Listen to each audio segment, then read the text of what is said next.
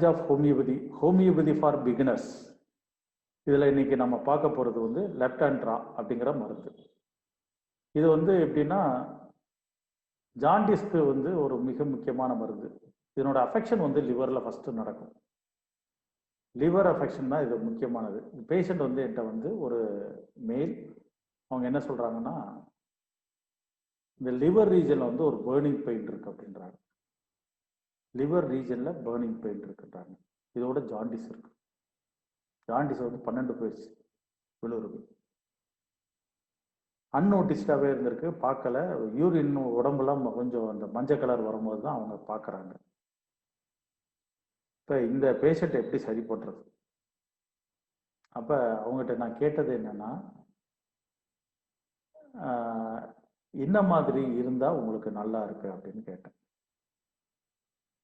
அப்போ கூட வந்த ஒய்ஃப் வந்து என்ன சொல்கிறாங்கன்னா, சார் எப்போ பார்த்தாலும் கூல்ட்ரிங்க்ஸை குடிச்சிக்கிட்டே இருக்காங்க சார். ஜாண்டிஸ் குறையாதுன்னு சொன்னால் கூட கூல்ட்ரிங்க்ஸ் குடிச்சிக்கிட்டே இருக்காங்க. அது கூல்ட்ரிங்க்ஸ் குடித்தாதான் நல்லா இருக்குன்னு பேஷண்ட் சொல்கிறாங்க.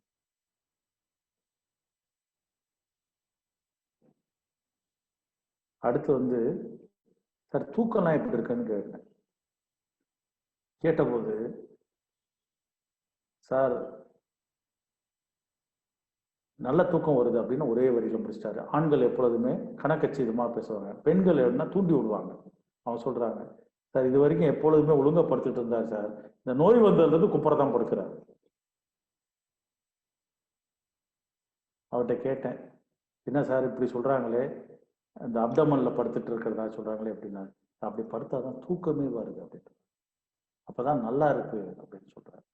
இந்த 2 நிலையும் லிவர் அஃபெக்ஷனும் ஜாண்டிஸும் கணக்கில் வச்சு லெப்டாண்ட்ராங்கிற மருந்து நான் ப்ரிஸ்கிரைப் பண்ணேன். 30ல் வாங்கி, அப்போ என்கிட்ட இல்லை ஸ்டாக்கு, நான் ஃபார்மசியில் சொல்லி வாங்கி அவருக்கு வந்து ஒரு டோஸ் கொடுத்துட்டு அடுத்த வீக் கொடுக்க சொன்னேன். அப்படியே படிப்படியாக பிலோருபின் குறைஞ்சி ஒரு 10 டேஸில் நல்ல மாற்றங்கள் வர ஆரம்பிச்சது.